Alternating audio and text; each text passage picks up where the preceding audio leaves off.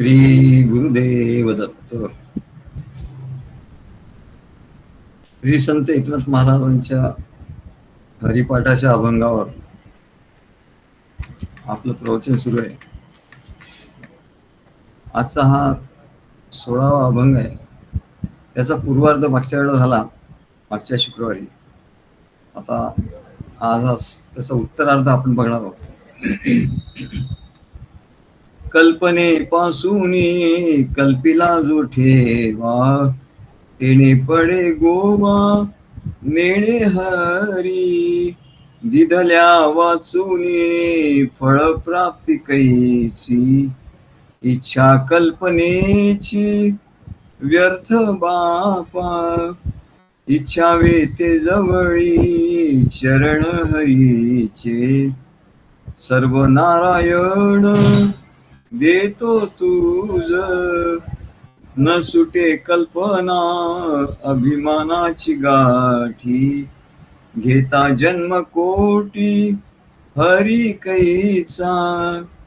एका जनार्दनी सापडली खूण, कल्पना अभिमान हरी झाला. कल्पनेपासून कल्पिला जो ठेवा, दिधल्या वाचुनी फळ प्राप्ती कैसी. इच्छा कल्पनेची व्यर्थ बापा. तेव्हा एकनाथ महाराज म्हणतात की ह्या जगामध्ये दिल्या वाचून काही प्राप्त होत नाही.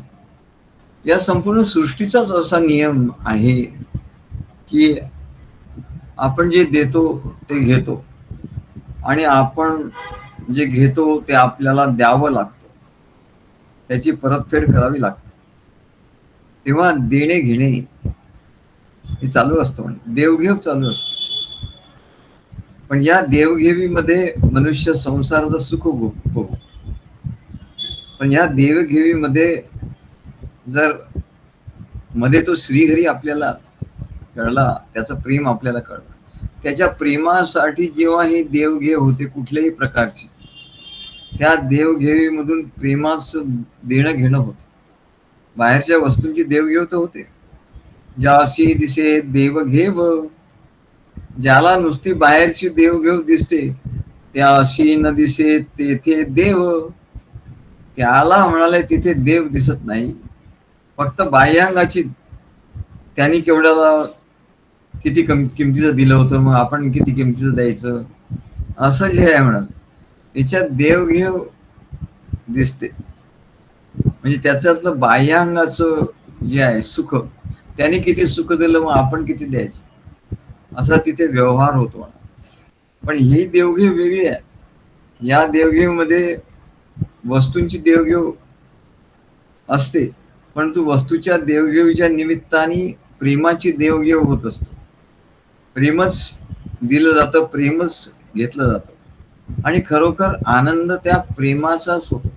प्रेमामध्ये आनंद आहे, वस्तूमध्ये आनंद नाही. वस्तूमध्ये सुख आहे, वस्तूमध्ये सुख आहे, वस्तूच्या देवघेवनी सुख होतं, आणि त्याच्यासोबत जी प्रेमाची देवघेव होते त्याने आनंद होतो. आमच्या बहिणीचा मध्ये फोन आला, तिने सांगितलं, नंदा, तिने आम्हाला एक भेट दिली. आपल्या त्या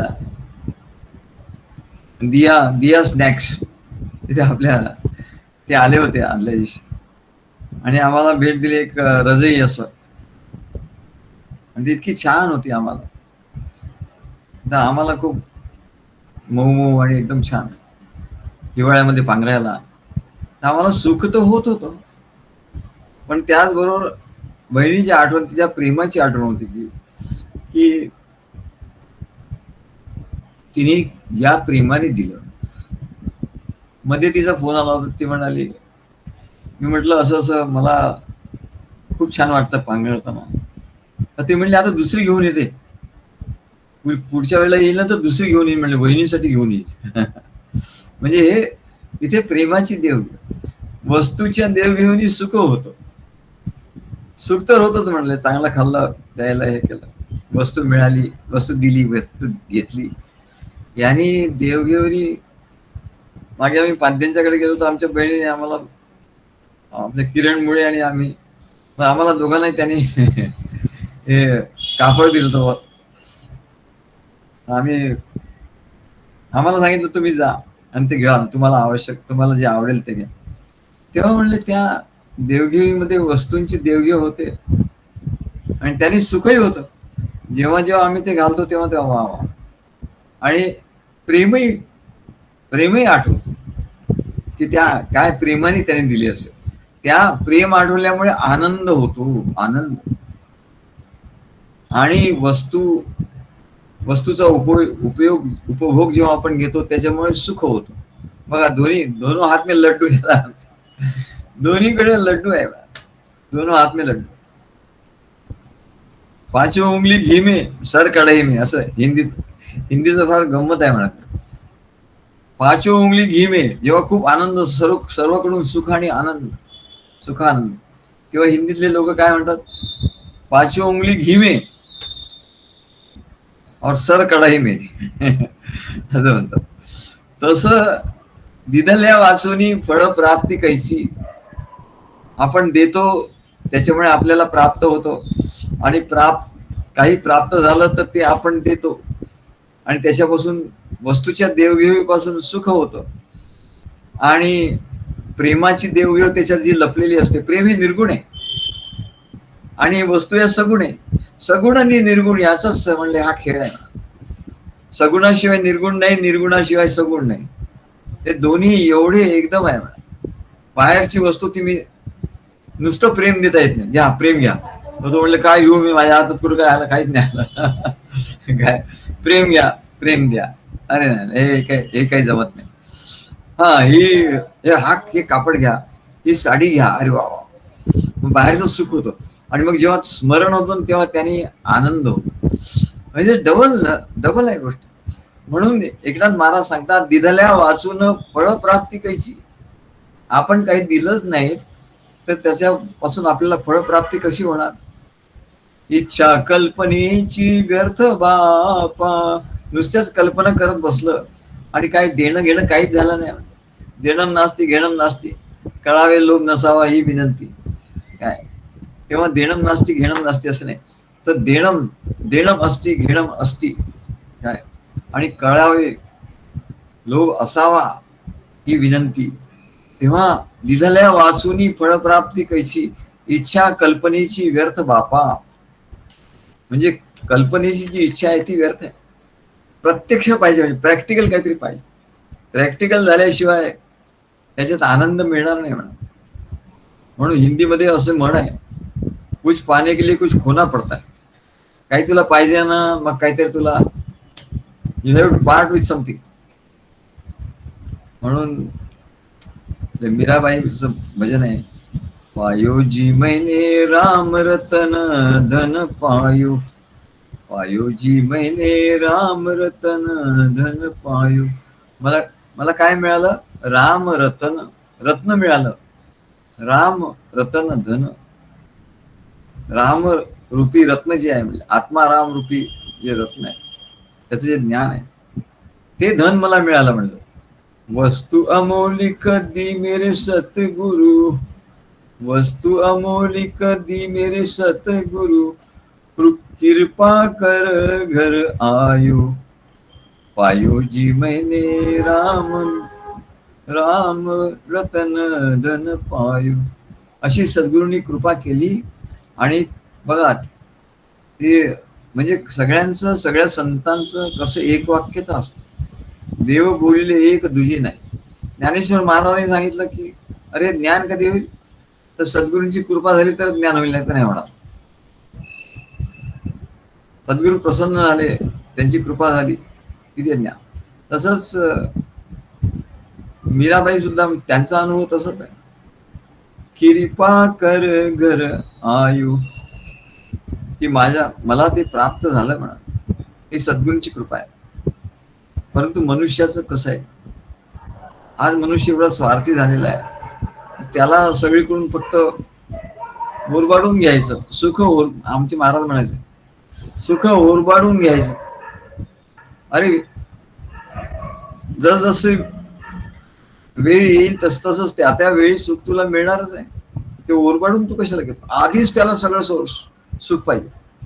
सुख ओरबाडून घ्यायचं, खिशात नाही पैसा आणि तो आधीच फ्लॅट घेऊन ठेवतो, मग इन्स्टॉलमेंट भरत बसतो. याला ओरबाडून घेणं. काय वस्तू घेतो सगळे इन्स्टॉलमेंटवर घेतो, याला सुख ओरबाडून घेणं असं म्हणतात. वस्तू घेण्याबद्दल नाही, पण ओरबाडून घेऊ नये म्हणजे काय, सुख ओरबाडून घेऊ नये. मग आपल्याला ते पुढे जे मिळणार असतं त्याचा जो आनंद असतो तो मिळत नाही. त्या त्या ठिकाणी बरोबर ते ते सुख भगवान आपल्याला देणारच आहे. पण स्वार्थ एवढा झालाय की म्हणले फक्त सगळीकडून घ्यायचं तेच त्याला उत्तमपणे कळतं.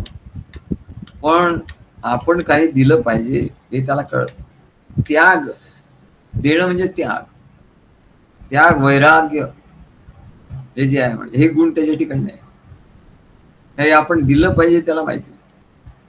एके सत्पुरुषा परार्थ घटका स्वार्थान परित्यज्य. भर्तृहरी काय म्हणतात? भर्तृहरींचं काव्य एवढं सुंदर आहे वैराग्याचं. आम्ही तरुणपणी ते काव्य वाचलं. आमच्या वडिलांनी वगैरे ते पोथी अशी ठेवली होती, अगदी जर्जर झाली होती. पण ते भर्तृहरीची तिन्ही षटकं त्याच्यात 100 श्लोक तिथे. वैराग्य शतक, शृंगार शतक, वैराग्य शतक आणि पुढचं ज्ञान शतक असं काय, नीती शतक. नीती शतक, शृंगार शतक आणि वैराग्य शतक असं तिन्ही शतक होत. त्याच्या नीती शतकामधला हा श्लोक आहे. काही काही श्लोक आमचे पाठच झाले त्याचे, एवढं सुंदर आहे. एके सत्पुरुषा परार्थ घटका स्वार्थान परित्यज्य. सत्पुरुष कसे असतात म्हणले की परार्थ घटका, दुसऱ्यांना काही मिळावं आपल्याकडून याच्यासाठी स्वतःच्या स्वार्थाचा त्याग करतात. त्यांना सत्पुरुष असं म्हणतात. सामान्यास्तु परार्थमुद्यमभूता स्वार्था विरोधेने. आणि सामान्य लोक कसं की जे स्वार्थाच्या आपल्या विरोधी येणार नाही, आपला स्वार्थ तर साधेल आणि मग दुसऱ्याचाही स्वार्थ साधेल. आधी आपला स्वार्थ साधेल आणि मग दुसऱ्याचा स्वार्थ साधेल आणि आपल्या स्वार्थाच्या विरोधी जो येणार नाही तर त्याचा स्वार्थ आपण साधायचा. त्यांना सामान्य असं म्हणतात, मध्यम. त्याच्यानंतरच ते सांगतात ते मी मानुष राक्षसा परहितम स्वार्थाय निघ्नन्ति. आणि मनुष्य रूपात जे राक्षस असतात म्हणले ते कसे असतात? ते म्हणले आपल्या स्वार्थासाठी दुसऱ्याच्या हिताचा घात करतात, दुसऱ्याचा निघ्नन्ति, परहितम निघ्नन्ति, दुसऱ्यांचा हिताचा नाश करतात. त्याला मनुष्य रूपातले राक्षस म्हणतात. आणि त्याच्याही पेक्षा खालच्या दर्जाचं म्हणजे ये निघ्नन्ति निरर्थकम परहितम ते को न जानीमहे. आणि जे काही स्वार्थ नाही, काही नाही, आपलाही स्वार्थ नाही, त्याचाही स्वार्थ नाही आणि काहीच उपयोग नाही, निरर्थक, काही अर्थ नाही, त्याच्यासाठी लोकांना मारतात. त्याला काय म्हणायचं? तेच म्हणले आताचे आतंकवादी, म्हणून त्याला आतंकवादी असं म्हणतात. तेव्हा भर्तृहरीने असं हे लिहिलेलं आहे की आपण काही दिल्याशिवाय, दिलेल्या विना प्राप्ती. तेव्हा दिलेल्याशिवाय कुठल्याही गोष्टीची प्राप्ती होत नाही. तेव्हा भगवान विष्णूची सुद्धा दान मुद्रा आहेत. भगवान विष्णू सगळं देत आहेत. असे 2 हात त्यांचे आहेत आणि त्या हाताने ते दान करतायत. आणि लक्ष्मी सुद्धा, तिचे हात सुद्धा असेच आहेत, ती सगळे, आणि तिच्या हातातून असे पैसे पडतायत, ती दान करते. तेव्हा काही मूर्तीत आणि चित्रात ही दान मुद्रा बघायला मिळते आपल्याला. तेव्हा या जगात काही दिल्याशिवाय काही प्राप्त होत नाही. दिलेल्या विना प्राप्ती होत नाही. मॅडम कर्माशिवाय फळ मिळत नाही. कर्म करायलाच पाहिजे. नुसता आळशासारखा बसला तर त्याला काही फळ मिळणार नाही. त्याला फळ मिळेल म्हणजे दुःखाचं फळ मिळेल. कारण नुसतं बसणं हे सुद्धा एक कर्म आहे म्हणाल. तेव्हा त्याचं फळ म्हणजे दुःख मिळेल. असं जर आहे तर तो सर्वश्रेष्ठ श्रीहरी महाराज सांगतात, तो श्रीहरी असा फुकटचा कसा मिळेल? जगात सगळ्या गोष्टी दिल्याशिवाय काही मिळत नाहीत. तसा तो श्रीहरी तरी असा फुकटचा कसा मिळेल? श्रीहरी सगळ्यांना फुकटचा पाहिजे. सद्गुरूंच्याकडे येऊन श्रीहरीची भेटी पाहिजे, पण सगळ्यांना फुकट पाहिजे. तर महाराज सांगतात तो सर्वश्रेष्ठ श्रीहरी तरी असा फुकटचा कसा मिळेल? म्हणजे त्याच्यासाठी केवढा तरी त्याग करायला पाहिजे, केवढा तरी त्याग करायला पाहिजे. म्हणून म्हणतात बाई मी विकत घेतला श्याम. श्याम सुद्धा विकत घ्यावा लागतो, देवाला सुद्धा विकत घ्यावं लागतं. सर्व वासना नष्ट होऊन सर्व संकल्प रहित, सर्व संकल्पासहित मन जेव्हा त्या श्रीहरीला पूर्णपणे अर्पण होईल, मग त्या श्रीहरीला काय पाहिजे? श्रीहरीला काय द्यायचं?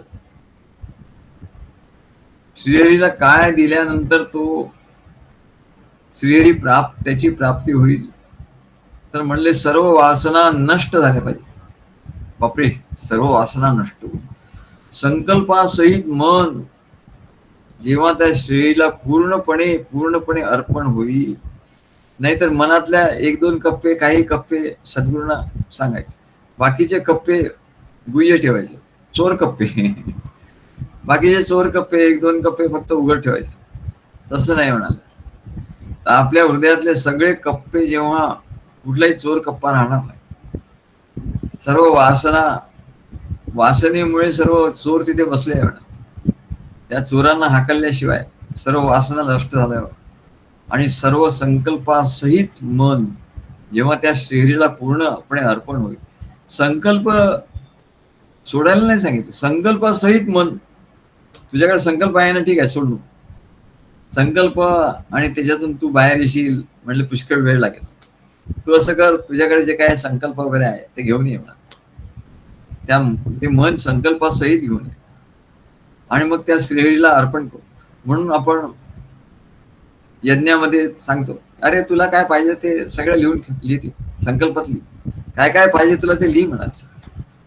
संकल्प असू दे, मनात संकल्प असू दे, संकल्पासहित तू मला माझ्याकडे मन अर्पण कर. मग संकल्पासहित मन कसं अर्पण होईल? तर सद्गुरू सांगतात तो यज्ञ, अरे यज्ञ कर आणि त्या यज्ञाने सद्गुरूंना संतोष होईल, श्रीहरीला संतोष होईल आणि ते संकल्प जे आहेत तुझे ते पूर्ण होतील म्हणा. संकल्पासहित मनाला घेऊन ये. नाही म्हणून देवाला मागायचं कसं? आम्ही देवाला काही मागत नाही. अरे म्हणजे तुझ्यासारखा तर तू काय स्वतःला समजतो काय म्हणा? नाही, देवाला काय मागायचं नसतं. असं कसं मागायचं नसतं? देवाला जरूर मागायचं असतं, तोच तर देणार आहे. तेव्हा संकल्प तुझे घेऊन ये, संकल्पासहित मन घेऊन ये. हा, तू अवाच्या सव्वा गोष्टी मागू नको, बरोबर, परंतु तुझ्या जीवनाला जे आवश्यक आहे ते तू मागायला पाहिजे. तुला जर मिळत नसेल तर तू मागायला पाहिजे. तेव्हा हे संकल्पासहित मन तू घेऊन ये. मग सद्गुरू सांगतील, अरे यज्ञ कर आणि यज्ञ केल्याने की तुझे सगळे संकल्प पूर्ण होतील. मग संकल्प नष्ट होतील. संकल्प पूर्ण होणे म्हणजेच काय? संकल्प नष्ट होणे म्हणजे निर्विकल्प मन होईल. म्हणजे किती सोपं आहे हो. भक्ती मार्गातनं निर्विकल्प वगैरे वगैरे हे आहे ना गोष्टी, या तशा प्राप्त करून घ्यायला केवढ्या तरी कठीण आहे, खूप कठीण आहे. योग मार्गाने, ज्ञान मार्गाने त्या प्राप्त व्हायला फारच कठीण आहे. निर्विकल्पो विकल्प, निर्विकल्प समाधी म्हणतात. आधी सविकल्प समाधी करा, मग निर्विकल्प समाधी करा आणि ती समाधी थोड्या वेळ राहणार. मग तुम्ही परत जागे झाले, डोळे उघडले की ती समाधी निर्विकल्प जाणार. पण भक्तीची समाधी निर्विकल्प समाधी आहे. ते एकदा संकल्प सद्गुरूला समर्पण झाले, ते संकल्प पूर्ण झाले की तुम्ही निर्विकल्प झाला. अरे तू निर्विकल्प झाला म्हणा. किती सोपी युक्ती आहे बाबा, पण नाही करत म्हणले तो सोपी. त्याला काहीतरी योग याग विधी असं तो करत बसतो, काहीतरी चक्राचं ध्यान करतो, काहीतरी करतो, तेव्हा काहीतरी काल्पनिक गोष्टी करत बसतो आणि त्याला खूप वेळ लागतो आणि शेवटी त्याच्या पदरात काहीच पडत नाही. तेव्हा इथे सद्गुरूंचं कार्य, दत्तगुरूंचं कार्य हे एवढं मॉडेल तयार केलंय म्हणाल. इतकं सुंदर मॉडेल तयार केलं, इतकं सुंदर मॉडेल तयार जगात कुठल्या आध्यात्मिक मॉडेल असं नाहीये म्हणजे.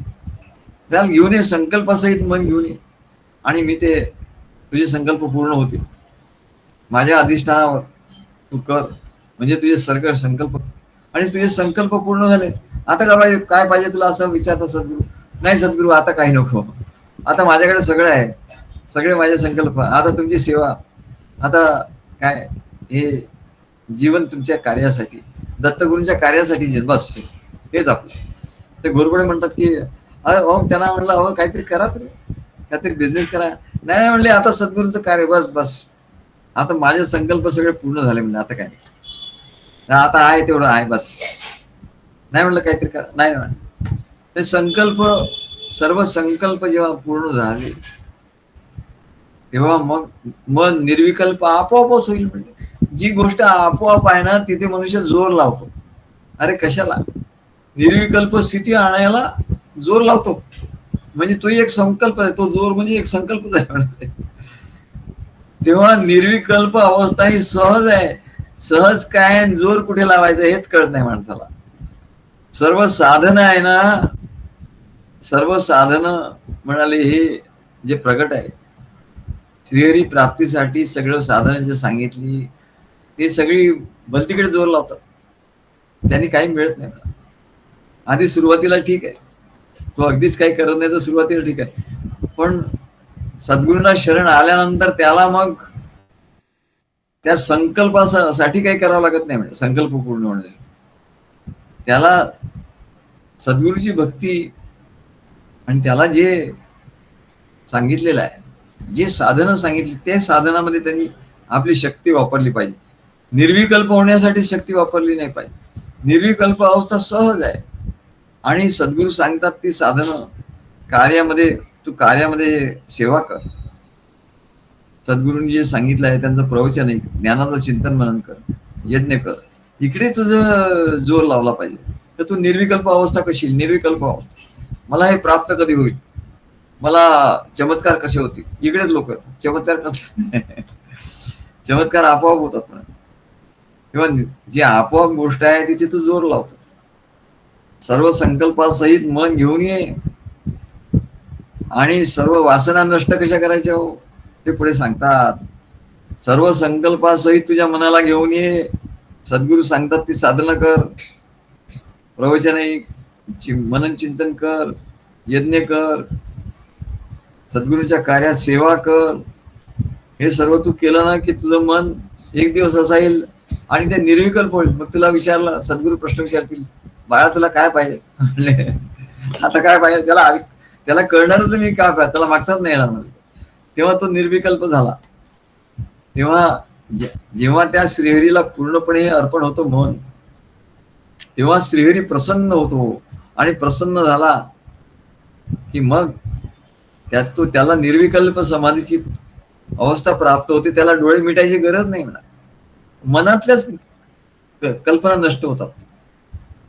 डोळे मिटल्या तर फक्त इंद्रियाच ठिकाणी ते त्याचा निरोध होईल, पण मनाच्या ठिकाणी निरोध होणार नाही. तेव्हा श्रीहरी प्रसन्न झाला की पाहिजे, आणि श्रीहरी प्रसन्न झाल्याशिवाय वासना नष्ट होणार नाही ना. वासना तशा नष्ट करायला गेल्यानंतर नष्ट होत नाही म्हणा. मी माझ्या वासना नष्ट करतो, मी निर्वासन होतो.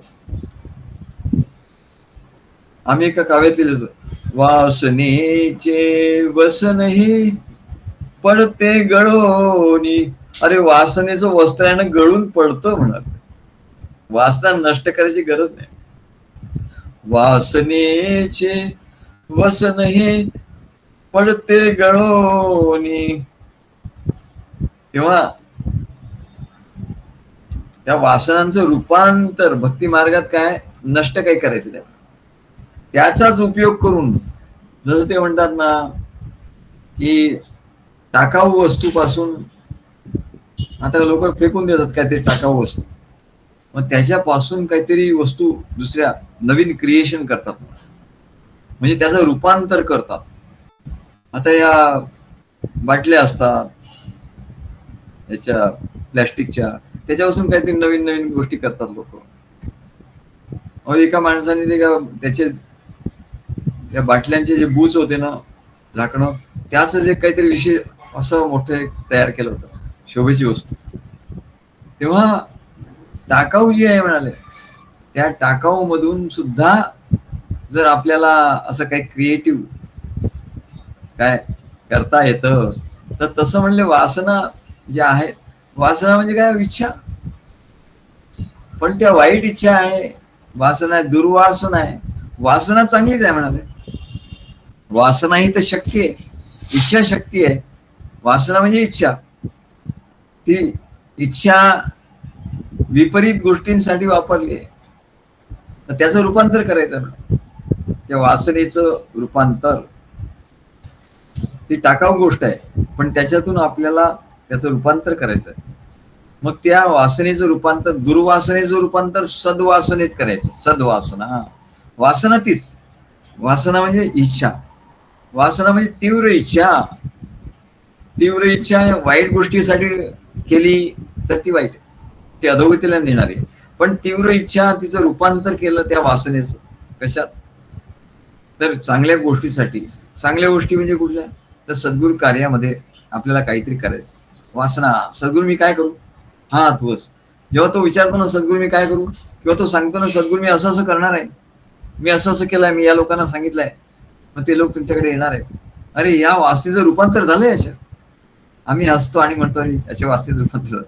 मी घोरपडे म्हणतात की मी एवढ्या लोकांना हे पाठवतो रोज, ते सुविचार पाठवतात आमच्या ग्रंथामधले. ते सुविचार 4-4 ओळीचे लिहितात आणि त्याचं हिंदी भाषांतर करतात, इंग्लिश भाषांतर करतात. ते खूप हजारो लोकांना पाठवत असतात. हाच त्यांचा उद्योग.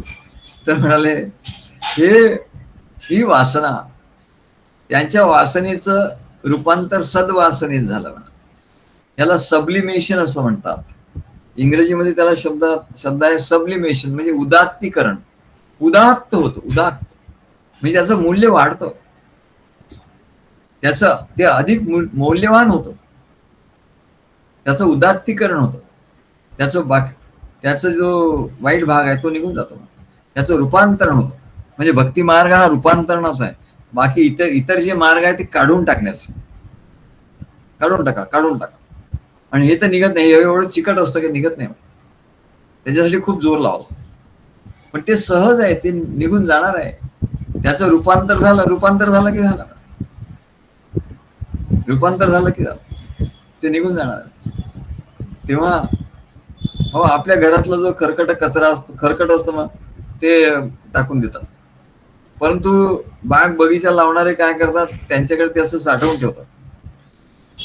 सगळ्यांच्या घरी जातात ते, आणि असं ते आणतात टाकून दिलेलं अन्न, आणखी काय, ते सर्व असं घेतात आणि एक मोठ्या ड्रम मध्ये ठेवतात, आणि त्याच्यात ते मग त्याचं चांगलं खत होतं. काही दिवसांनी त्याच्यावर माती टाकतात, परत ते टाकतात, परत माती टाकतात. असं 3-4 महिने झालं की मग त्याचं इतकं उत्तम खत होतं त्यात, आणि फुकट खत होतं.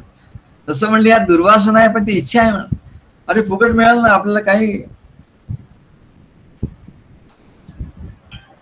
पायो जी मैंने राम रतन धन पायो,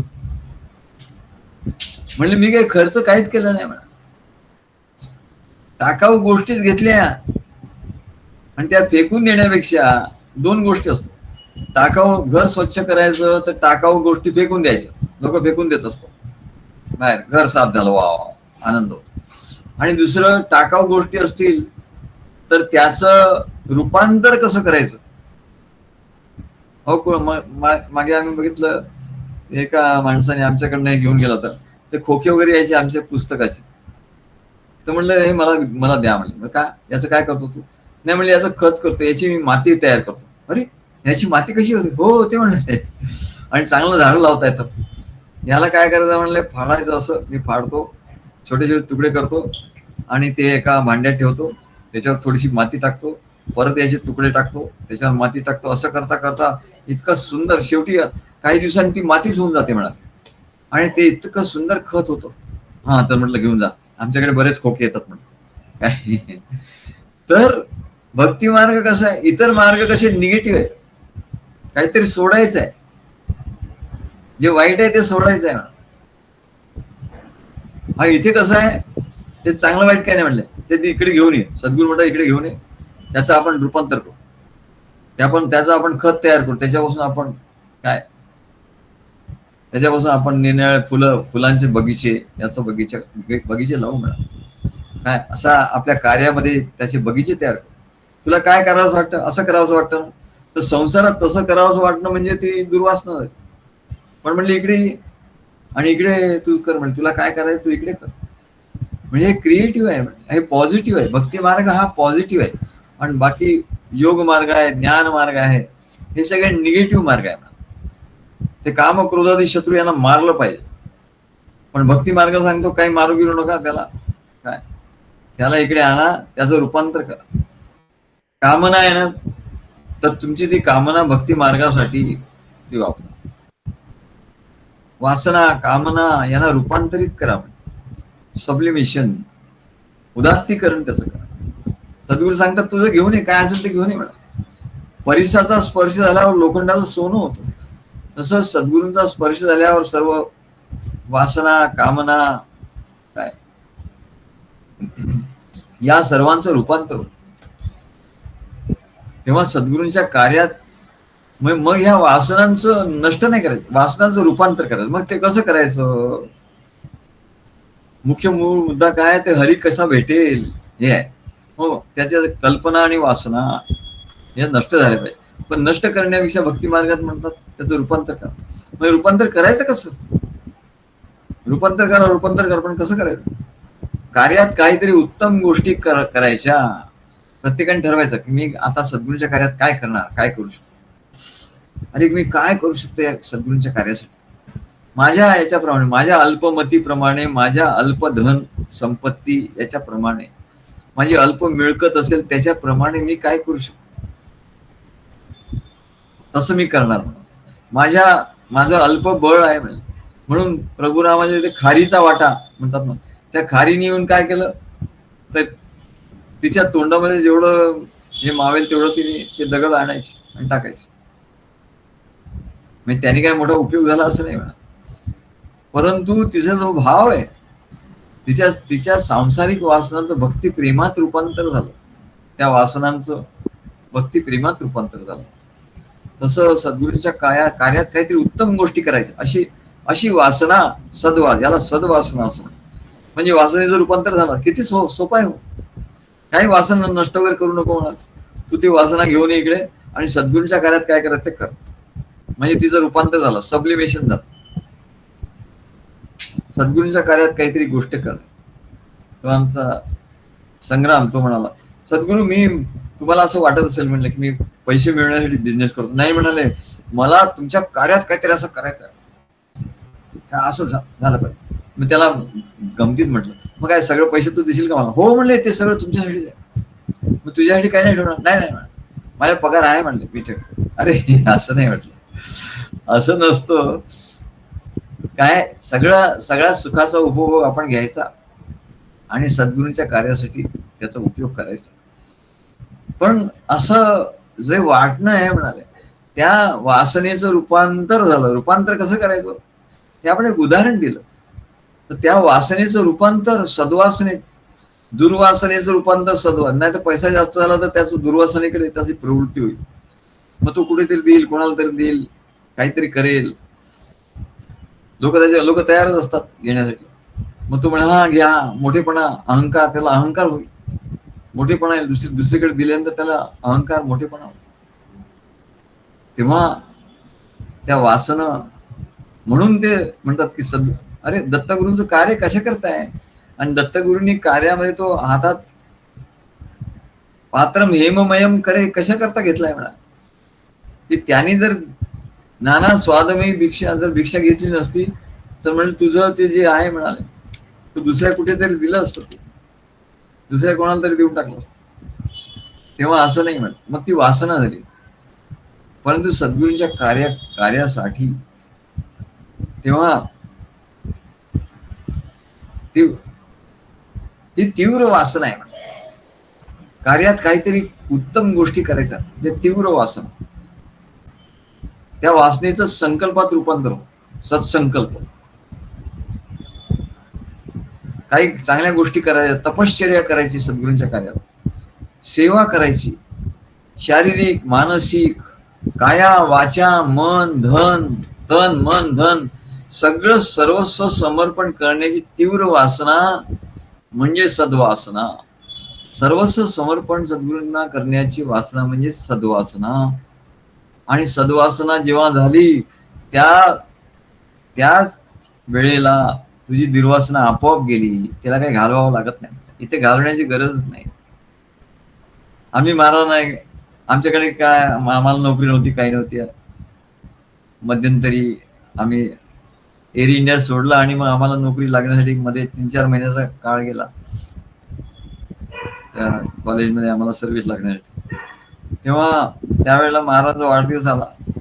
वाढदिवसाला आम्हाला असं वाटलं महाराजांना काहीतरी द्यावं वा, धोतर जोडी द्यावी. महाराज धोतर घालतात. मग छानपैकी धोतर जोडी एकदम तलम अशी आम्ही विकत घेतो. आमचे वडील ते धोतर जोडी वापरायचे. ब्रासलेट कंपनी होती. ब्रासलेट कंपनी आम्ही शोधून काढली आणि ते ब्रासलेटची धोतर जोडी एकदम तलम असते. तेव्हा आम्ही महाराजांना ती धोतर जोडी घेऊन आलो आणि दिली आम्ही. पण महाराजांना आनंद झाला, त्यांनी घेतली आपल्या हातात. पण महाराज लगेच म्हणला, अरे तुला म्हणले नोकरी नाही, काही नाही, तुझ्याकडे काही पैसा नाही, तुला नोकरी लागायची. नोकरी लागल्यावर म्हणले उगाच पैसा खर्च करू नको, पैसा जपून ठेवू. आणि आता ही धोतर जोडी आहे तू मला दिली, तू म्हणाले ही तूच वापर. आता आपल्याकडे जे काही कार्यक्रम असतात, यज्ञ होतो, त्याच्यासाठी म्हणजे तू वापर घे. तेव्हा महाराजांनी मला ते प्रसाद म्हणून, आम्हाला प्रसाद म्हणून ती धोतर जोडी दिली. तर आम्ही ते अजून ठेवलेले आहे. ते नवीनच्या नवीनच आहे, अजून जुनी नाही झालेली. किती वर्ष होऊन गेली, 40-45 वर्ष होऊन गेली, पण ती अजून जशी आहे तशी नवीन आहे, जशी आहे तशी आहे. तेव्हा देण्याची दिदल्या विना प्राप्ती, दिल्याशिवाय या जगात काही. आणि सद्गुरूंना देणं म्हणजे त्याच्यात किती आनंद आहे. आनंदही आहे आणि सुखही आहे. आणि म्हणून आम्हाला प्रसाद म्हणून त्याने दिली. आणि सद्गुरूंना काहीतरी द्यावं ही सद्वासना असते. आता भक्त मंडळी आम्हाला देत असतात, काही जब्बे वगैरे देत असतात. किरणच्या आकडचे जेवढे जब्बे आमच्याकडे आहेत गळ्या करून ठेवलेले आहेत, आम्ही वापरतोय. तर पहिल्यापासून त्यांनी एवढे आम्हाला प्रत्येक प्रसंगाला असं ते जब्बा द्यायचे. जोशी आमचे त्यांनी दिलेले आहे. बऱ्याच आमचे जे भक्त त्यांनी असं दिलेले आहे. तेव्हा म्हणाले ही सद्वासना आहे. कोणी काही देतं म्हणजे त्याचं वासनेचं रूपांतर सद्वासनेच होतं, असं आम्ही समजतो. आणि तो प्रेम त्याचं घेतो, वस्तूही घेतो. तेव्हा अशी सद्वासना धरली पाहिजे. हे कशी युक्ती आहे म्हणजे, भक्ती मार्ग सगळे युक्ती आहे. भक्ती मार्ग हा युक्तीचा आहे म्हणतात. ज्ञान मार्ग हा तर्काचा आहे, भक्ती मार्ग हा युक्तीचा आहे. तेव्हा त्याला वासनांचं उदात्तीकरण असं म्हणतात. Sublimation of lust and desire. Sublimation of lust and desire. संसारात असेल तर लस्ट म्हणतात त्याला, आणि डिझायर वासना असं म्हणतात. वासना कामना. मग वासना नष्ट न करता त्यांचाच उपयोग करून घेऊन त्याच रूपांतर सद्वासनेत करणं हे भक्ती मार्गातच शक्य आहे. गोपींच्या ठिकाणी वासना होत्याच. सांसारिक प्रेम होतं. श्रीकृष्णाला आधी ते एक चांगला सुंदर असा सखा आपला असंच समजत होत्या. वासनेच्या दृष्टीनेच त्यांनी बघितलं. परंतु भगवंताचं महात्म्य असं की त्यांच्या त्या वासनेच्या प्रेमाचं रूपांतर सब्लिमेशन, त्यांच्या त्या वासनेचं रूपांतर त्या प्रेम भक्तीत झालं.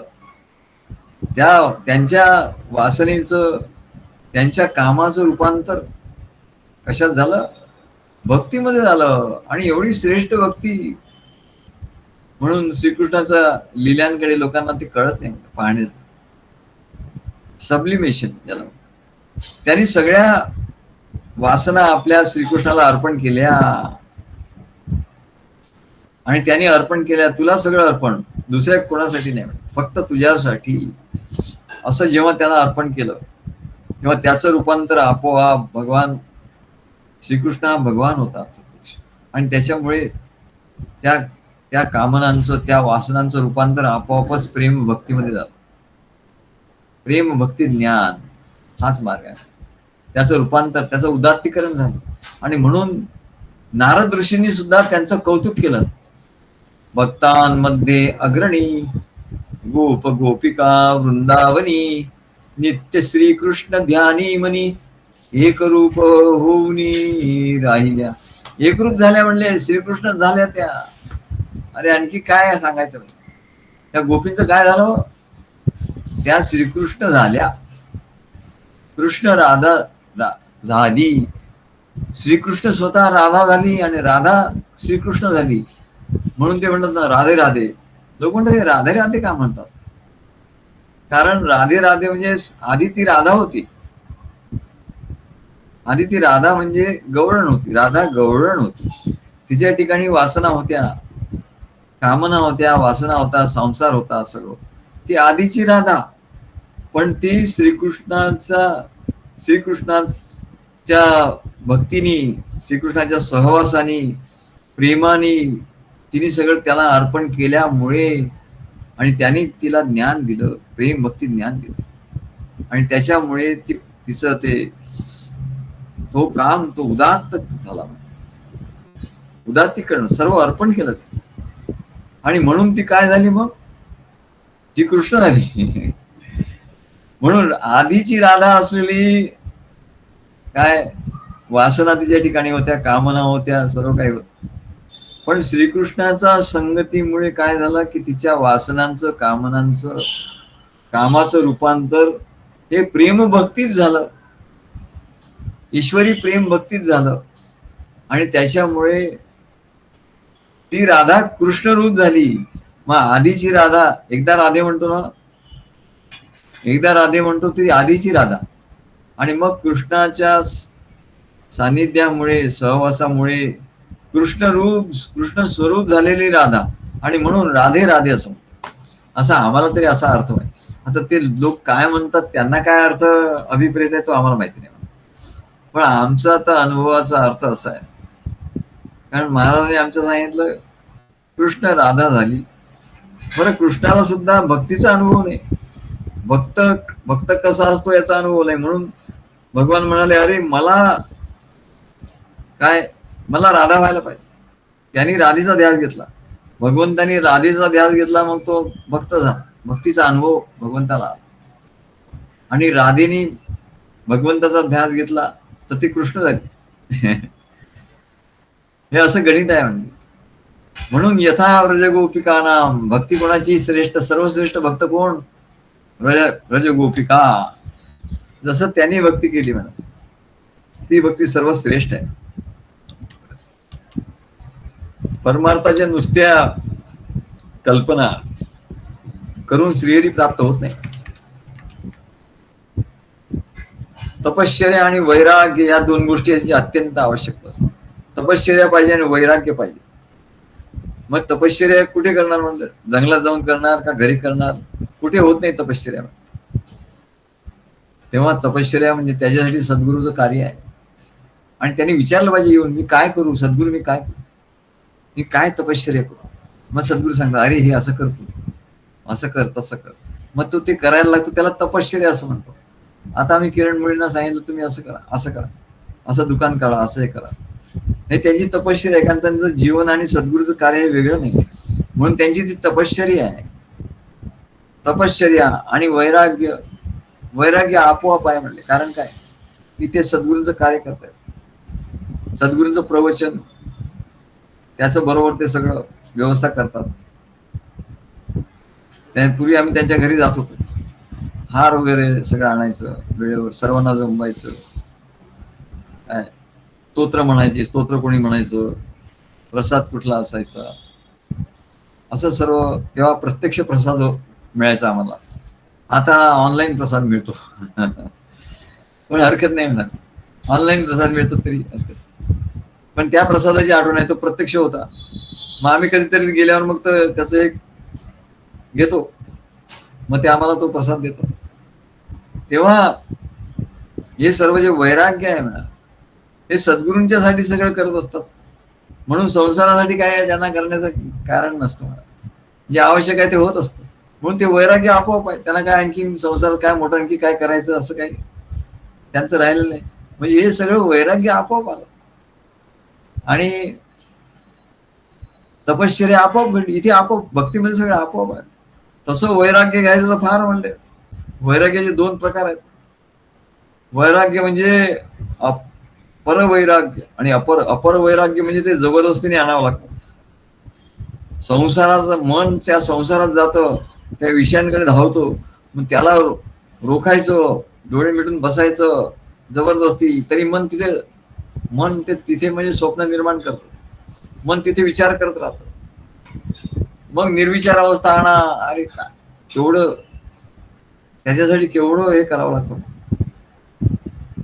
तेव्हा पण इथे कसं आहे, इथे प्रत्यक्ष तुम्ही करा, कर्म करा, कर्माशिवाय फळ नाही. कर्मापासून तुम्ही पळाला की फळ नाही मिळणार. कर्मापासून फळ मिळाला, कर्मापासून पळायचं, कर्म करा. मग इथे कर्म काय करायचं, तर सद्गुरूंचं कार्य आहे ना, अरे करा ना, काय करायचं. सद्गुरू आहे, प्रत्यक्ष आहे आणि तुम्ही जात नाही. तुम्ही बोलत नाही, तुम्ही फोन करत नाही, अरे काय म्हणा. पायो जी मैंने राम रतन धन पायो, वस्तू अमौलिक दी मेरे सतगुरु. आमच्या सद्गुरूने आम्हाला ही इस्टेट दिली. आमचे महाराज म्हणायचे, परमहंस स्वामी म्हणतात, म्हणायचे हो आष्टीकरांच्याकडे काही तसं पैशाची इस्टेट बघितलं तर काही जास्त नाही, म्हणजे आहे आवश्यक तेवढं आहे, परंतु ही इस्टेट एवढी आहे म्हणाले ते सांगायचे सर्वांना. अरे ही त्यांच्याकडे एवढी जबरदस्त इस्टेट आहे म्हणाल, मग काही विचारू नका. त्यांच्याकडे प्रेम भक्ती ज्ञान एवढं नुसतं ठासून भरलंय, असं सद्गुरू आमच्याबद्दल सांगत होते. काय तेव्हा म्हणले ही इस्टेट पाहिजे. मग मीराबाईनी कुठली इस्टेट मिळाली, तिने तर इस्टेट सोडली. राजघराण्यात राहणारी, राजमहलात राहणारी, राजमहल सोडला, हे वैराग्य. साधूच्या संगतीमध्ये आली आणि तिने काय मिळालं तिथं, राम रतन धन पाय, वस्तू अमौलिक दी मेरे सतगुरु. तेव्हा एरवी वैराग्य कठीण आहे, येत नाही म्हणले कोणाला, तिकडे सगळे घसरतात वैराग्य. काय त्या वैराग्याच्या ठिकाणी सगळे घसरतात, मोठमोठे घसरले. पण इथे वैराग्य हे आपोआप येतं आणि ते सुद्धा अपर वैराग्य नाही, पर वैराग्य. पर म्हणजे सर्वांच्या पलीकडचं वैराग्य. हे अपर वैराग्य हे नैसर्गिक नाही आहे, म्हणजे जबरदस्ती आणावं लागतं. आणि पर वैराग्य सहज येतं मला, पण त्याच्यासाठी करावं लागतं तपश्चर्या. सद्गुरूंच्या कार्यात तपश्चर्या केली, सद्गुरूंच्या कार्यात नुसतं असं मग्न होऊन गेलं की वैराग्य गिराय कसल्या ना जाणो सती कशा वैराग्या पारदशा. त्या राधेला विचारलं, गोपीना विचारलं उद्धवानी, तुम्हाला वैराग्य वगैरे आला असं दिसतंय की तुम्हाला वैराग्य आलं, तर ते हसायला लागलं. ते म्हणलं म्हणजे वैराग्य म्हणजे काय उद्धव, वैराग्य म्हणजे काय आम्हाला माहिती नाही. वैराग्य म्हणजे काय असतं नाही म्हणजे दिसतंय तुमच्याकडे आणि तुम्हाला माहित नाही म्हणजे काय सांगता तुम्ही. अरे ते सहज आहे म्हणा. सद्गुरूंच्या कार्याचं एवढं अपार वेळ लागला, त्याचं नुसतं नशा चढते तशी म्हणले नशा चढली की मग सांसारिक सुख वगैरे धिक म्हणते, धिक्कार असो या सुखाला. ते सुख त्याच्याकडे येतच नाही, ते त्या सुखाला यकश्चित समजतात, क्षुल्लक समजतात. धिक म्हणते स्वर्गाला सुद्धा. स्वर्गात जायचं का तुम्हाला, तिकडे खूप काय अप्सरा आहेत आणि गाणी बजावणी आहे, काय खाणं पिणं आहे, अमृत आहे.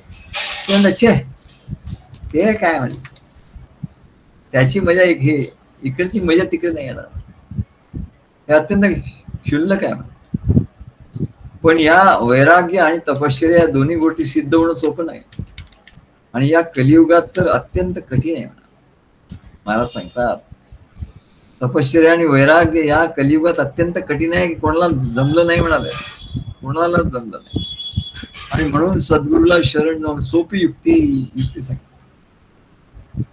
सद्गुरूला शरण जाऊन त्यांच्या दीर्घ सहवासाने महाराजांनी कसा शब्द वापरला, दीर्घ. सद्गुरूला शरण जाऊन त्यांच्या दीर्घ सहवासाने, 1-2-4 महिने नाही, मग लगेच तो म्हणतो मला आता अप्सरा पाहिजे. अप्सरा कशी करून घ्यायची ते मला सांगा, मंत्र सांगा. म्हटलं त्या मंत्र आमच्याकडे नाही. मग मला म्हणले मुक्त करा. म्हटलं ठीक आहे, तर मुक्त हो म्हणजे काय, म्हणजे आमच्या याच्यापासून मुक्त, संसारापासून मुक्त नाहीत, आमच्या याच्यापासून तो मुक्त चालेल. मग तो मुक्त झाला. पण मुक्त झाल्यावरही त्याला लक्षात आलं, मग तो काहीतरी तो मस्का लावायला लागला. आम्ही त्याला धुडकावून लावलो. आम्हाला लक्षात आलं हे यांच्या काय उपयोग नाही. म्हणले इंद्रिय विषयाच्या मागे जोपर्यंत मन हे बाह्य जगामध्ये आहे, भ्रमण पावताय, सद्गुरूला शरण जाऊन त्यांच्या दीर्घ सहवासाने आणि कृपेने वैराग्य आणि तपश्चर्या हे प्राप्त करून घेतलं पाहिजे, असं महाराज सांगतात. सद्गुरूंना शरण जाऊन त्यांच्या दीर्घ सहवासाने आणि कृपेने हे प्राप्त होतं. काय? तपश्चर्या आणि वैराग्य सिद्ध होतं. जोपर्यंत मन बाह्य जगामध्ये भ्रमण पावत आहे, बाह्य जगाचे विचार चालू आहे, बाह्य जगाचे विचार चालू आहेत मनामध्ये, भ्रमण पावत आहे, तोपर्यंत म्हणले इंद्रिय विषयांच्या मागे, आणि जोपर्यंत इंद्रिय हे विषयांच्या मागे धावतायत, इंद्रिय हे विषयाच्या मागे धावतायत, आणि देहाला ऐशारामाची चटक आहे. सद्गुरूंनी काय सांगितलं ना, करू नंतर करू, ते करू, ऐशाराम करून घेऊ म्हणल्या, ऐश करून घ्या, ऐशी वगैरे लावा, ऐशीत बसा, हे करा आणि ऐशाराम करा. ऐशारामात जोपर्यंत चटक आहे, बोलवावं लागतं, अरे तू येशील का दीक्षा घ्यायला, मंत्र घ्यायला, असं आहे का? बरं मी बघतो. मग आज सकाळी आमचा एका संवाद झाला. तो म्हटलं कधी आहे का? हो गुरुजी आहे का त्या दिवशी? हो आहे म्हणून, जसं काही तो दाखवतो. मग म्हणलं येशील का त्या दिवशी, तिथं यायचं आहे, येशील का? नाही यायचं आहे म्हणून.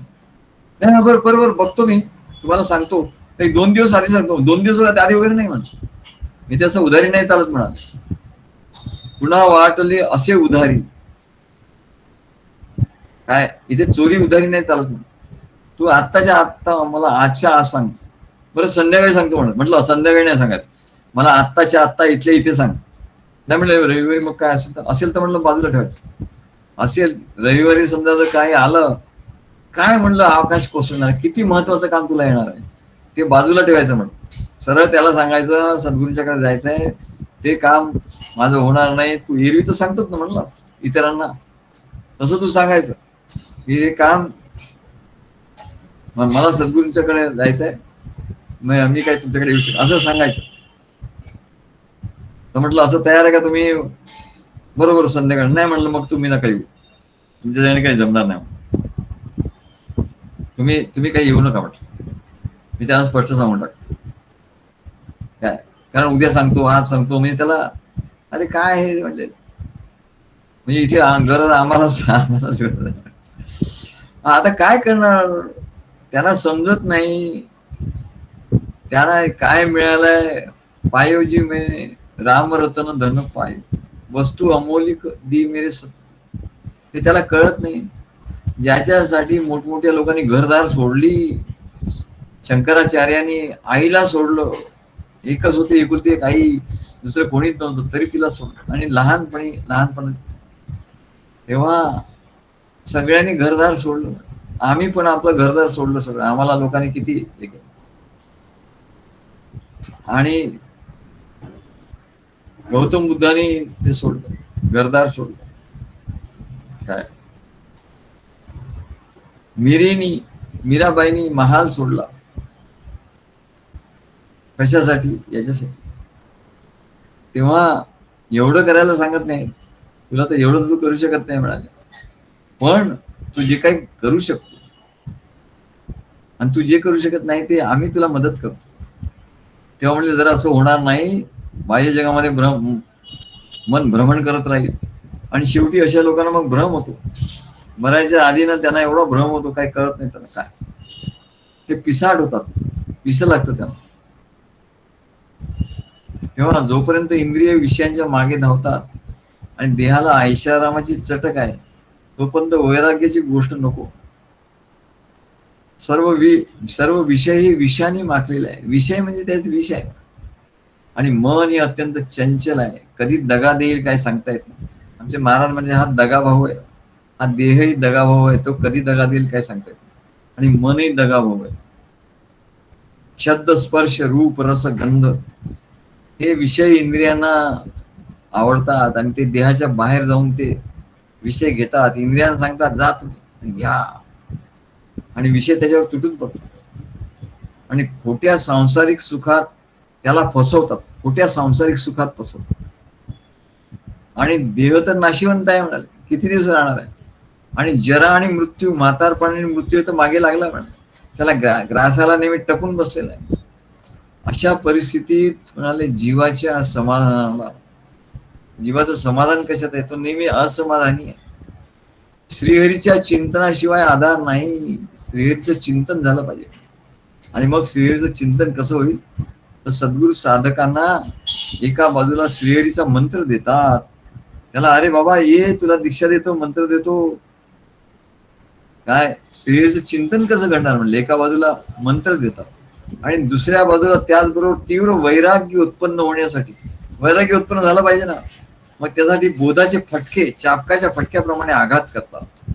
पण आताच्या काळात ते चालत नाही. महाराजांच्या वेळेस चालत, आमच्या वेळेस आता चालत नाही. पण फटका मारला, महाराज नुसता फटका मारतो म्हटलं, हात उगारला तरी तो पळून जातो. फटका मारण्याची गोष्ट तर दूरच राहिली. तेव्हा आम्ही सांगतो अरे सहज आहे म्हणाल, तू सद्गुरूंच्या कार्यामध्ये तू काहीतरी कर आणि मग म्हणले तुला हे आपोआप वैराग्य वगैरे. पण तसं म्हणले सद्गुरू शिष्य म्हणशील तर वैराग्य उत्पन्न होण्यासाठी बोधाच्या चापकाचे फटक्याप्रमाणे फटका मारत असतात. महाराज आम्हाला प्रेमाने खूप हे करायचे, पण एखाद्या वेळी खूप जोरात फटका मारायचे. फटका म्हणजे शब्दाने. असं आम्ही बरंच त्यांच्या योजनेत एवढं तयार झालो, फटकेही खाल्ले, सगळं कर. पण तेव्हाच तो होतो म्हणले, तेव्हाच त्याला विरोधी गोष्ट जेव्हा येते ना, सुखा समाधानात असतो तर तो मनुष्य दुर्बल होतो.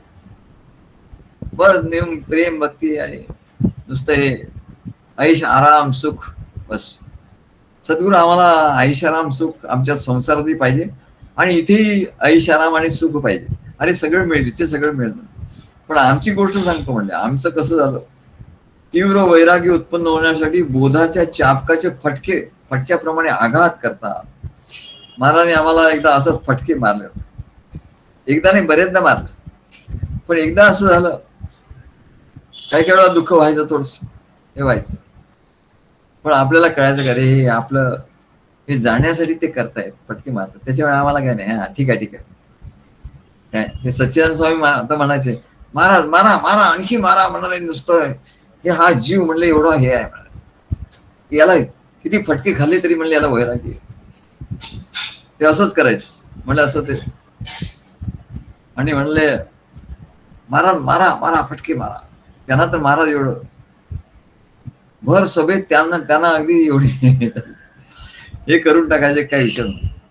आम्हाला मोठं आश्चर्य वाटत. आम्हाला लक्षात यायचं अरे बाबा हे असं असतं, हे काही एवढं सोपं नाही. हे भक्ती आणि वैराग्य ज्ञान एवढं सोपं नाही. एवढं फटके खावे लागतात बघा, त्याला किती मारतायत. ते परमानंद स्वामींना सुद्धा ते महाराज एवढं त्यांना जबरदस्त धारेवर धरायचे का आम्हाला मोठं शेवटी आम्ही घाबरतो, अरे बापरे एवढं असतं का.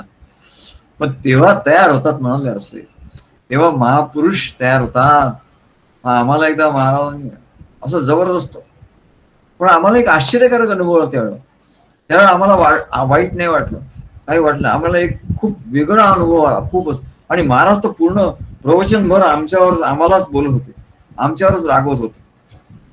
पण आम्हाला त्या प्रवचनभर एवढा आनंद होत होता, म्हणजे आम्ही काय हसत होतो असं नाही. आम्हाला जाणीव होत होती बरोबर आहे हे फटके मारतायत, पण त्याच्यामुळे आपल्याला जे काही वाईट आहे ते निघून जात आहे. पण आश्चर्यकारक अनुभव आम्ही तुम्हाला सांगतो. आणि तो झाल्यानंतर आम्ही बाहेर पडलो, तर आम्ही घरी यायला लागलो, तर आमच्या ठिकाणी ते एक काव्य रचना व्हा. बघा आता कोणी म्हटल्यानंतर मनुष्य दुःखामध्ये एवढा बुडून जातो, मग सद्गुरू का असे ना, आई वडिलांनी सुद्धा म्हटलं तरी किंवा मोठ्या व्यक्तीने म्हटलं तरी तो काही मानत नाही, पण त्याला दुःख होतच म्हणा. पण त्या दिवशी मला एवढा आश्चर्याचा धक्का बसला, आश्चर्य वाटलं की की मला एवढा आनंद होत होता आतून, खूप आनंद. म्हणजे काय हे महाराजांचं महात्मा आहे, सद्गुरूंचं महात्मा. तेव्हा आश्चर्यकारक अनुभव आला. आणि आम्ही ते असं ते बाहेर पडलो, स्टेशनवर आलो, तर आम्हाला काव्य स्फुरायला लागलं, काव्याची रचना झाली. आणि त्या काव्यातून आमचं ते काव्य पूर्ण झालं. मग आम्ही महाराजांना दाखवलं. कोणी म्हणेल काय बेश्रम आहे त्याला एवढं. आणि की आमच्या नागपूरच्याकडे एक म्हण आहे मराठीत, इकडे नाही ती म्हण, आमच्या पांड्यांना माहिती आहे. त्याच्या तडक फडक आणि थोडं वल्गॅरिटी पण असते म्हणजे त्याची. तर आमच्याकडे म्हण आहे की बेश्रमाच्या ढुंगणावर झाड वाढलं, तर तो म्हणतो सावली झाली. अरे बेश्रम माणूस असतो ना माणूस, त्याच्या ढुंगणावर झाड वाढलं, आता खरं शर्मेची गोष्ट आहे. लोक विचारतील अरे काय झाड वाढलं, नाही म्हणले त्याच्यामुळे तर मला एवढी काय फायदा झाला, त्याची सावली झाली बघा, त्याच्यामुळे मला आता ऊन लागत नाही म्हणा. तर असं वाटलं असतं की एवढं महाराजांनी याला हे केलं, आणि तरी हा बघा किती बेशरम माणूस आहे ना. पण तसं नाही, हा एवढं म्हणले काव्य करतो. मग असं नाही, सगळ्यांना वाटलं अरे वा कौतुक झालं. आणि आमचंही कौतुक वाटलं सगळ्यांना की आम्हाला महाराजांनी हे केलं, नाव ठेवली म्हणून इतरांनाही राग नाही आला. इतरांनी वाटलं काय महान व्यक्ती आहे ही. आम्हाला नंतर म्हणायला लागले, म्हणाले तुमचं म्हणाले खरोखरच कौतुक आहे. इतर लोक आम्हाला म्हणाले अहो महाराजांनी तुम्हाला पूर्ण प्रवचनभर तुम्हाला काय वाटलं, आणि तुम्हाला एवढं असा अनुभव आला, हा कमाल आहे म्हणाले. म्हटलं अहो नेहमी नाही, नेहमी मला दुःख होतं, थोडं बहुत होतं, पण मला काही वाटत नाही. महाराजांच्याकडे पाहिलं की ते निघून जातात. पण मग तेव्हा त्यांनी मग ते काव्य आम्ही महाराजांच्याकडे दाखवलं, महाराजांना बीत दाखवलं. महाराजांनी महाराज म्हणले म्हण. एका कार्यक्रमात म्हणले तू असं करते, तुझं काव्य आहे ना ते त्या कार्यक्रमात म्हण. मग आम्ही त्या कार्यक्रमात म्हटलं, महाराजांनी एवढं कौतुक केलं त्याचं. वा वा, हे असे भक्ती, म्हणजे याला भक्ती म्हणतात. बघा सबलिमेशन, ज्याला काय म्हणतात सबलिमेशन, त्याचं खूप कौतुक केलं म्हणा. मग काय चांगलं काय वाईट म्हणलं, भक्ती मार्गात सगळ्याच गोष्टी त्याचं उदात्तीकरण होतं. नावडीच्या वस्तूचं आवडीत रूपांतर होतं म्हणाले. चाबकाचा फटका खरं म्हणजे फटका, पण त्या फटका हे छंद झाला म्हणाले. संत सत्पुरुषांनी असे फटके खाल्ले सद्गुरूंचे, आणि त्यांनी तिचं वर्णन कशात लिहून ठेवलं, फटका नावाचा छंदात. फटका, आणि फार सुंदर छंद आहे तो. त्याच्यातलं एक रचना, आमचं पूर्ण एक काव्य त्या फटका या रचनेमध्ये आहे. आणि केशवदास महाराजांनी सुद्धा फटका या वृत्तात पुष्कळ छंद याच्यात काव्यवर रचना केली आहे. बघा सद्गुरूंचं बोलणं, फटका सुद्धा तो एक छंद होतो, काव्य रचनेचा छंद होतो, आणि इतका सुंदर छंद होतो. आणि मग आमचं ते काव्य त्यांनी म्हणायला सांगितलं महाराजांनी, तर आम्ही ते म्हटलं, आणि ते हिंदीमध्ये काव्य झालं. घन बरसत ती शीतल धार. आम्हाला कसा अनुभव आला, कसा परवा पाऊस आला, एवढा जबरदस्त पाऊस, पावसात नुसता भिजतोय असं. खरं पावसात भिजणं म्हणजे हे न मानवणार आहे, हे दुःखही आहे खरं. पण सुख येईन दुःख येते, दुःख येईन सुखही आहे. तर त्रासही होतो, त्याच माणूस आजारी पडतो. परंतु पावसाचं घन बरसत ती शीतल धारा, मन नहाय बन मेरू हमारा. आता याची चाल सुद्धा, त्या चालीमधून ते छंद, त्या चाल सुद्धा त्याच्यातून झाली मॅडम. घन बरसत ती शीतल धारा, मन नहाय बन मेरू हमारा. आणि घन गर्जन प्रचंड नभ मंडल, घनगर्जन प्रचंड नभमंडल, सौदामिनी चमके अति चंचल, सौदामिनी चमके अति चंचल, धीर समीर वसन फडकाए, धीर समीर वसन फडकाए, हृदय विरह अनल भडकाए, हृदय विरह अनल भडकाए, मयूर करत नृत्य अति सुंदर, मयूर करत नृत्य अति सुंदर, तृप्त हुआ चातक कांतर,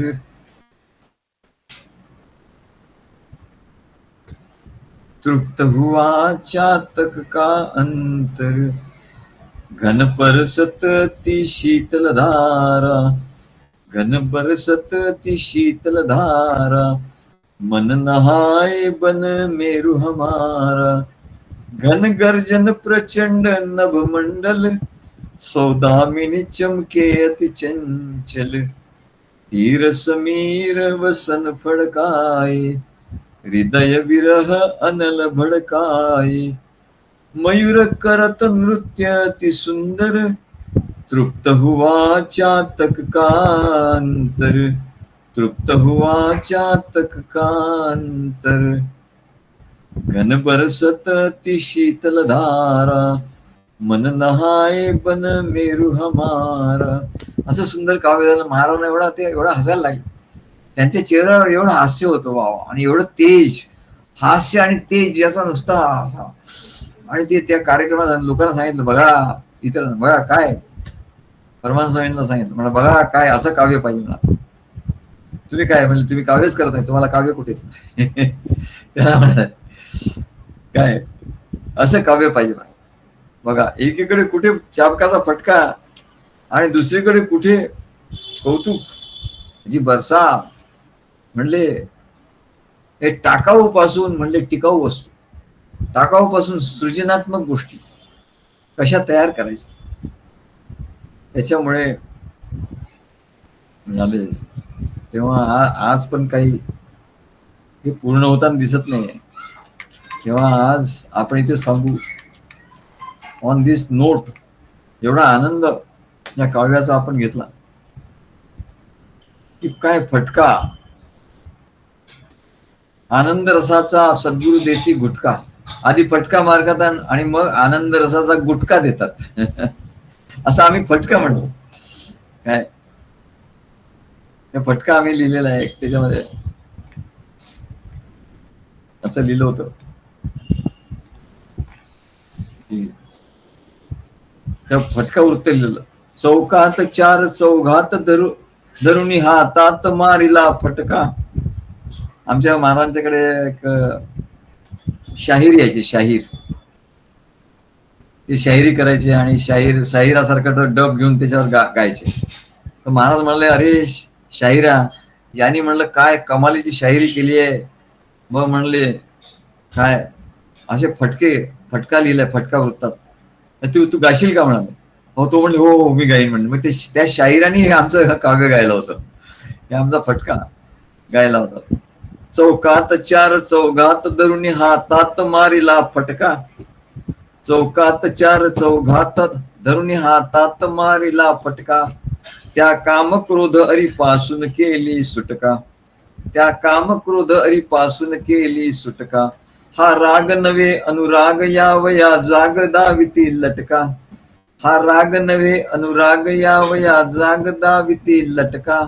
स्वानंद रसाचा सद्गुरु देती गुटका. स्वानंद रसाचा सद्गुरु देती गुटका असं म्हणले. हा फटका वृत्तात लिहिलेला.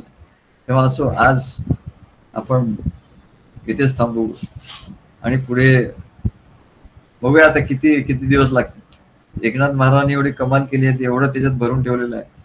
आमच्या महाराजांनी त्याच्यावर एवढं लिहिलेलं आहे की त्याच्यात जेवढं आपण जावं आहात तेवढं ते एवढं आणखी मधुर रस त्याच्यात निर्माण होतो. तेव्हा एवढं सांगून आज पूर्ण करूया.